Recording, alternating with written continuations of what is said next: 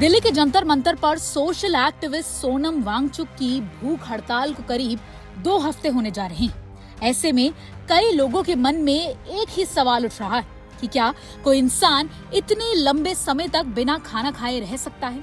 अगर हाँ, तो शरीर पर इसका क्या असर पड़ सकता है? क्या सिर्फ भूख लगती है या फिर धीरे धीरे शरीर के जरूरी अंग भी प्रभावित होने लगते हैं? सच ये है कि हंगर स्ट्राइक सिर्फ खाना छोड़ देने का नाम नहीं, बल्कि ये शरीर के लिए एक बेहद स्ट्रेसफुल कंडीशन हो जाती है। हमारा शरीर एनर्जी के लिए लगातार फूड पर डिपेंड करता है। जब खाना मिलना बंद हो जाता है तो बॉडी सर्वाइवल मोड में चली जाती है और धीरे धीरे अपने स्टोर्ड एनर्जी रिजर्व्स का इस्तेमाल करना शुरू कर देती है। बिना खाना खाए बॉडी में क्या होता है, इसे समझते हैं। शुरुआत के 6 से 24 घंटे तक शरीर सबसे पहले लिवर में स्टोर्ड ग्लाइकोजन को एनर्जी के रूप में इस्तेमाल करता है। यही वजह है कि शुरुआत में कमजोरी, भूख और चिड़चिड़ापन महसूस हो सकता है। लगभग 24 से 72 घंटे के बाद ग्लाइकोजन खत्म होने लगता है। इसके बाद बॉडी फैट स्टोर्स को बर्न करना शुरू कर देती है, जिससे कीटोसिस कहा जाता है। इस दौरान वेट लॉस तेजी से हो सकता है, लेकिन साथ ही dizziness, low energy, headache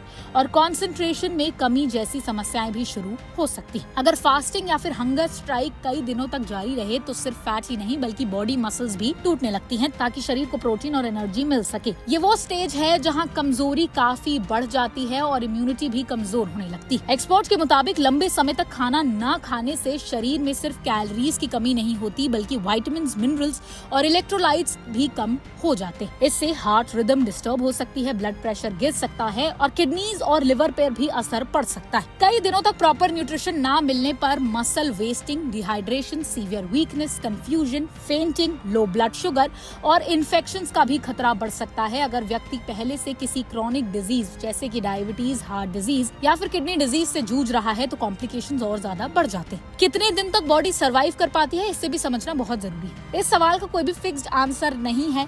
survival कई फैक्टर्स पर डिपेंड करता है, जैसे व्यक्ति की age, overall health, body fat, hydration और मेडिकल कंडीशन। अगर पानी मिलता रहे तो कुछ लोग कई हफ्तों तक सरवाइव कर सकते हैं, लेकिन इसका मतलब ये बिल्कुल भी नहीं है कि शरीर सुरक्षित रहता है। हेल्थ एक्सपर्ट्स का कहना है कि सीरियस डैमेज सर्वाइवल से काफी पहले शुरू हो जाता है। अगर पानी भी ना मिले तो डिहाइड्रेशन की वजह से स्थिति और ज्यादा गंभीर हो सकती है। डॉक्टर्स के अनुसार प्रोलॉन्ग्ड हंगर स्ट्राइक यानी कि लंबे समय तक चलने वाली हंगर स्ट्राइक जो है, भूख हड़ताल जो है, उसको कभी भी हल्के में नहीं लेना चाहिए। लंबे समय तक फास्टिंग के दौरान रेगुलर मेडिकल मॉनिटरिंग बेहद जरूरी हो जाती है, ताकि blood pressure, blood sugar, electrolyte levels, kidney function और हार्ट हेल्थ पर नजर रखी जा सके।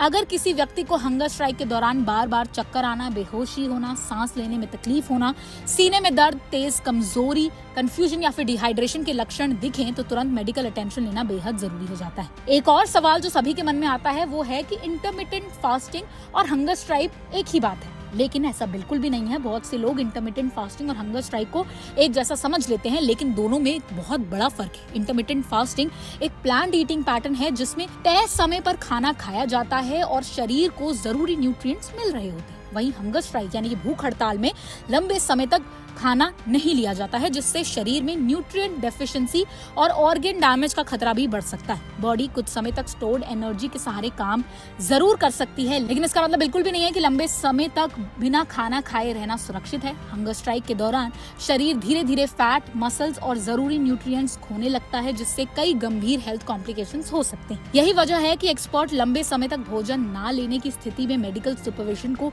बेहद जरूरी मानते हैं। सर्वाइवल सिर्फ जिंदा रहने का नाम नहीं, सबसे जरूरी है शरीर के वाइटल ऑर्गन्स को सुरक्षित रखना, यानी कि जरूरी ऑर्गन्स को सुरक्षित रखना और उनकी फंक्शनिंग प्रभावित ना होने देना। हेल्थ से जुड़ी ऐसी ही हर बड़ी अपडेट के लिए हमारे चैनल ओनली माय हेल्थ को सब्सक्राइब करना बिल्कुल ना भूलिए।